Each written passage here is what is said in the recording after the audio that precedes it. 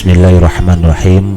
Assalamualaikum warahmatullahi ta'ala wabarakatuh.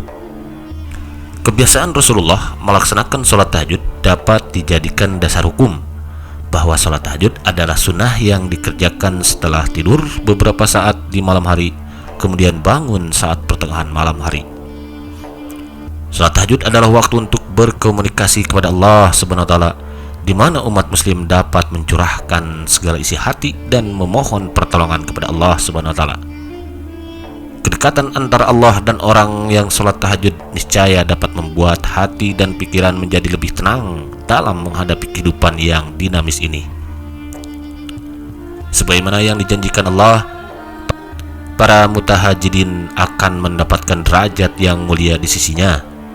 Tidak sedikit orang yang telah merasakan dan membuktikannya. Kehidupan mereka menjadi lebih baik, tentram, selalu memperoleh jalan keluar dan kemudahan dalam setiap permasalahan, bahkan mendapatkan keajaiban-keajaiban tertentu yang sulit ditangkap dengan nalar biasa. Pengetahuan akan keutamaan tahajud telah mengantarkan para pemiliknya senantiasa mendirikan sholat yang biasa disebut Qiyamul Lail ini, seperti seorang pecandu.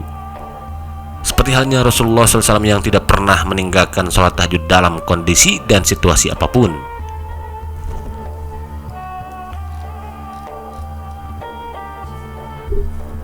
Kemudian sekian banyak kisah para pecandu ini telah menjadi suri tauladan dan tempat pembelajaran bagi yang lainnya.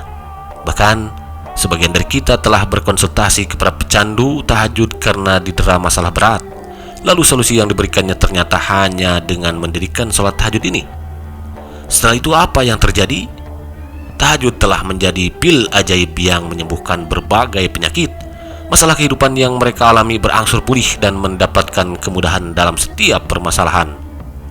Kesombongan terhadap Allah kini mulai mencair.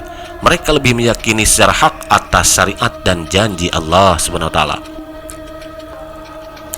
Ada kisah dari salah seorang syekh yang ingin melakukan perjalanan dari Kairo untuk kembali ke Arab.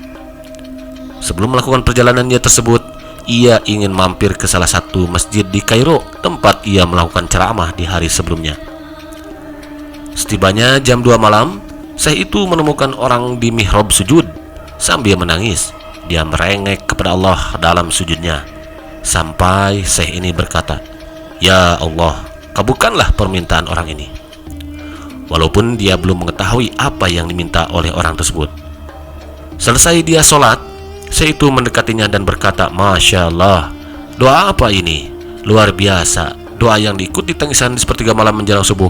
Allah turun ke langit bumi mengabulkan doa ini." Kemudian orang tersebut menjawab, "Demi Allah syekh, istri saya sekarang lagi dirawat di rumah sakit dan saya harus bayar 14.500 pon Mesir. Kalau tidak dibayar, istri saya tidak bisa dioperasi." Saya itu pun menyuruh orang tersebut untuk tetap melanjutkan doa dan menikmati sujudnya, karena Allah tidak akan menyia-nyiakan orang yang ikhlas meminta kepadanya. Sampai di waktu subuh, seorang pengurus masjid menyuruh saya itu untuk menjadi imam. Karena menggunakan mikrofon, maka suara syekh tersebut terdengar hingga keluar. Kemudian ada seorang pengusaha Mesir yang apartemennya dekat dengan masjid dan dia suka mengikuti ceramahnya syekh ini. Keluarlah si pengusaha ini untuk sholat berjamaah di masjid. Begitu selesai sholat, dia bilang, "Syekh, ahlan wa sahlan di Mesir. Saya salah satu penggemar Anda. Syekh, saya mau minta tolong satu hal. Saya sudah hitung zakat uang di perusahaan saya. Saya harus alokasikan 14.500 pon Mesir."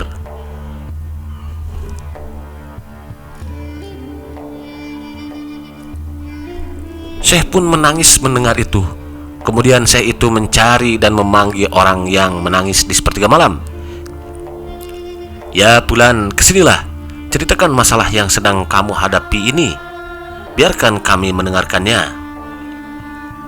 Kemudian orang yang berdoa di sepertiga malam tadi pun bercerita. Ia menyampaikan bahwa ia membutuhkan biaya atau uang sebesar 14.500 pon Mesir untuk biaya operasi istrinya. Seketika pengusaha itu pun menangis dan berkata, "Demi Allah syekh, saya sudah 1 minggu taruh uang ini di lemari saya. Setiap hari istri saya bilang, 'Turunkan itu.' karena itu bukan hak kita. Segera keluarkanlah zakat itu.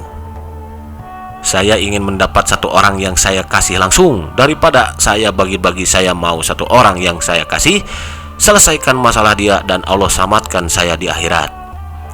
Lantas diberikanlah uang 14.500 pon Mesir kepada orang yang membutuhkan tersebut.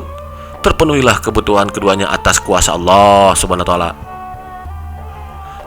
Dari kisah tersebut dapat memberi pelajaran bagi kita untuk selalu bersabar dalam berdoa, karena Allah Subhanahu wa ta'ala pasti akan mengabulkan setiap permohonan permintaan hambanya, cepat atau lambat, dunia ataupun di akhirat.